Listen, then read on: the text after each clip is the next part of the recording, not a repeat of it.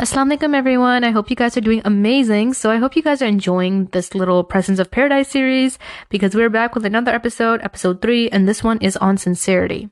I hope you guys like this just as much as I enjoy filming them because it is super fun and I think it's such a good break. I haven't seen this concept going around too often, so I thought that this would be, just a nice little story time before bed for you guys, something to think about.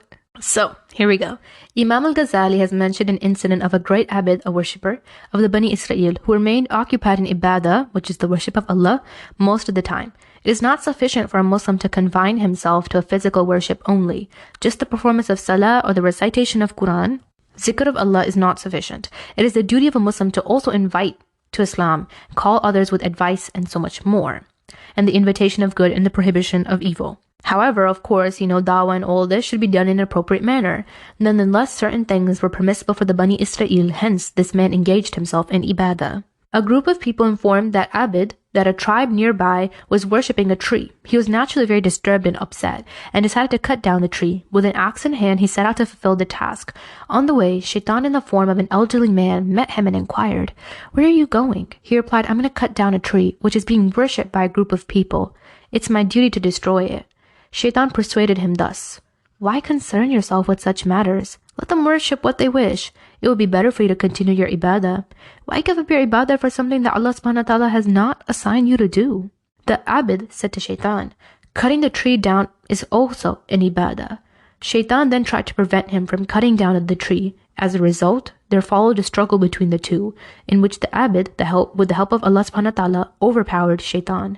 Helpless and defenseless, Shaitan apologized for having angered the abid and meekly requested to be excused. When the worshipper released him, Shaitan again said, "Allah subhanahu wa ta'ala has not made the cutting of this tree obligatory upon you. There's no sin upon you if these people are left worshipping the tree. You should remain involved in your own worship. Allah has many messengers at his disposal. If Allah subhanahu wa ta'ala willed, He could have easily sent a Nabi to these people in order for them to cut down the tree." The abid again started heading towards the tree, determining and bent on having it cut. Yet again, another bout ensued. With the help of Allah subhanahu wa ta'ala, the abid was able to defeat Shaitan. Shaitan then called for his attention and said, "I propose a settlement that will be to your advantage." The abid agreed to have him a hearing.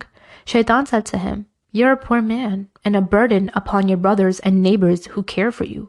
Would you not like to repay some of their kindness to you? Would you not like to become rich and independent?" The abid replied, "Yes, it is my heart's desire that I do so."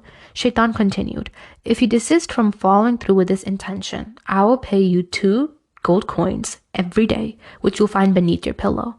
With this, you'll be able to attend to your needs and that of your family, or give charity to your needy brothers. They'll be far more beneficial to you and the believers than cutting down that tree, which will neither harm the tree's worshippers nor benefit the worshippers of one Allah in any way." In those days, 2 gold coins was a considerable amount of money, so you could recognize the cunning nature of the shaitan.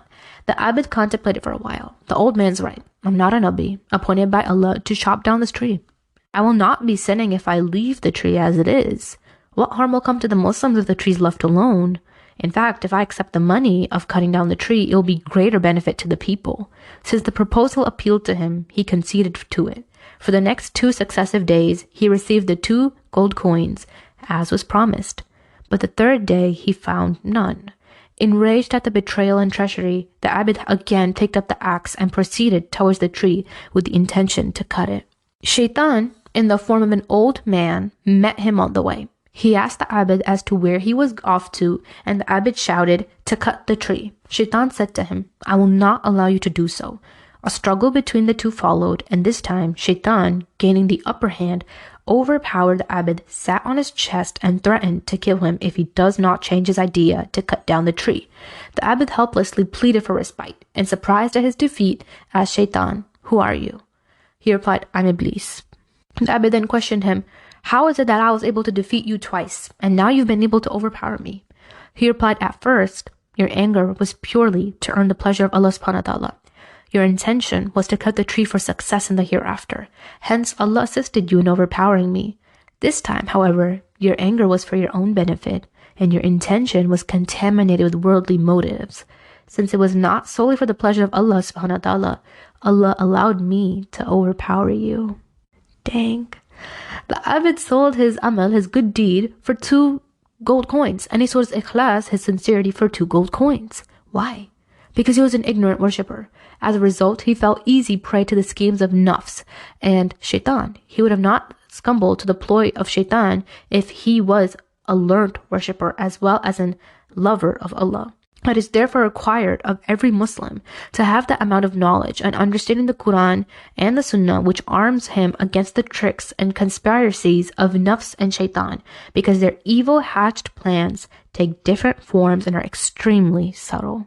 Hence the need of jurists and righteous ulama. They are the shepherds of the ummah, protecting us from various evil elements and enemies, many of whom to attack and harm while in disguise. So this story was definitely shorter, but the reason why I felt like this was such a beautiful one, in my opinion, is because when you look at the way the situation changed.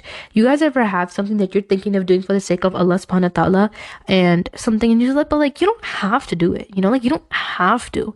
Like Allah never said you had to, but like you want to. And like that desire that first comes into that, oh, I'm gonna do this for the sake of Allah. Then over time, it's like, oh, I don't have to do it.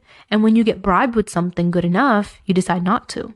And I think what's even more interesting about the story is how the first times this man overpowered shaitan. By whose help? Allah's help. And this reminds us that when Allah says to fear him, he'll pave a way out for him, right? He'll pave a way out for those that fear him, which we see. When he did it just solely for the sake of Allah with ikhlas, we see where he was. We see how he was able to easily, overpower shaitan. However, the next time around when he went with the anger of, oh, I didn't get my money, I didn't get my coins, you see how easily shaitan overpowered him. Which is why it's so important to make every single one of our intentions and our good deeds for the sake of Allah, to make sure that our emotions and the anger and what we're feeling is for a good reason, not for a worldly reason. I feel like this story can also be applied to a lot of different aspects of our life. Sometimes we start to get a little bit stingy when it comes to helping people and think, well, I don't have to help them. I don't have to give them anything. But when your motive and your reward is truly from Allah, Allah will help you overpower and reach success in every way, shape, or form, whether you intend on it or not. Because when you do it for Allah, Allah will always help you. With that being said, I hope you guys liked this super short story. This one was shorter than the other 2 episodes, which were quite longer, but it was a cute story, and I think that it was a very important one to share. So inshallah, I hope this benefited you in some way, shape, or form. Take care of yourself. Have a great rest of your day. Assalamu alaikum.